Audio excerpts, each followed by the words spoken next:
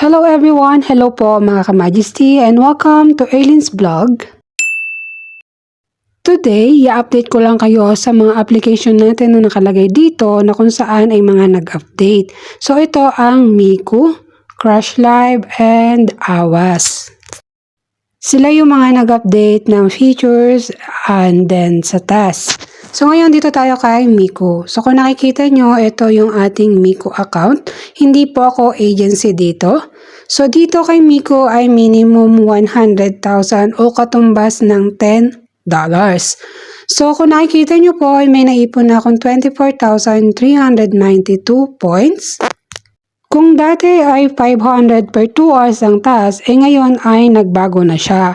So nagbago din ang feature ni Miku. Kung dati ay nasa loob ang points pero ngayon ay nilabas na nila. So dito ipapakita ko sa inyo, pwede kayo mag-withdraw sa official and then sa payroll agent. So dito naman tayo sa arrival method. So isa-select country lang natin yan at pipiliin lang natin ang Pilipinas. Dito sa Philippines, nakapaloob ang GCash, PayMaya, GradPay, Coins, Shopee, ShopeePay OmniPay at iba pang mga bangko. So dito kayo pwede mag-bind ng gusto nyo. So example itong GCash. So ilalagay nyo yung first name nyo, last name, phone number, and phone number ng gagamitin yung GCash. Ito. And then dito sa withdraw points ay minimum 100,000. So, ito yung mga tips niya sa baba. 10,000 points is equivalent for 1 USDT. USD, sorry, not USDT. Iba pala yon. Sorry. So, dito ay must be multiple of 2.5 USD. Example is 10 USD, 12.5, and 15 USD. So, yan lang yung pwedeng i-type, mga ganun. Kasi minsan kapag 13 o 14, hindi siya nag-accept. So, kung nakikita nyo dito sa aking task, ay may kiklaim nga po tayo na 1,000. So, nakatapos na tayo ng task dito kay Miku. So, natapos na natin i-claim yung 1,000. So, makikita na lang natin dito. I-refresh lang natin siya para makita mong mag-reflect. Kasi minsan, delay reflection si Miku. So, waiting tayo dito. So, makikita mo na may notif kapag na-receive mo na siya. Yung task mo, ayan nakalagay sa system message o sa system assistant. Next application na i-share ko sa inyo ay ito si Awas. Si Awas before ay nawalan siya ng task sa mga regular host. Pero before, ang task niya is 1,000 per 1 hour. And then, naging 500 per hour. Pero this time, sa bago niyang update, ay ito nga po. So, open lang natin. Loading pa yung aking signal. So, isa po tayong agency dito kay Awas.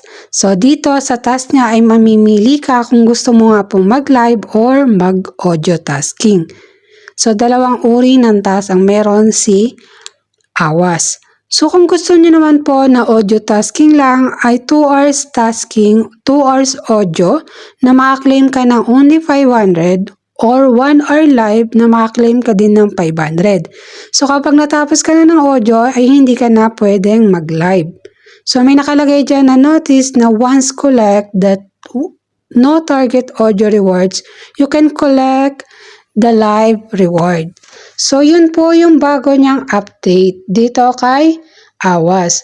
So, audio lang tayo, pipiliin lang natin yan and then ipo-upload lang natin yung ating application. Dito naman tayo sa isang application. Ito naman ang Crush Live. Si Crush Live po ay before ay nawalan din siya ng task sa mga regular. Ang kailangan mong gawin before ay kailangan mong makareceive ng 50,000 ay para magkaroon ka ng task per hour. Pero this time kasi ay nagkaroon siya ng pre-tasking sa mga user. So ito ang live 60 minutes, makaka-receive ka ng 1,000 pink diamond and then 2 hours audio tasking na makaka-receive ka naman ng 800 pink diamond. Marami pang ibang task dito kay Crush Live.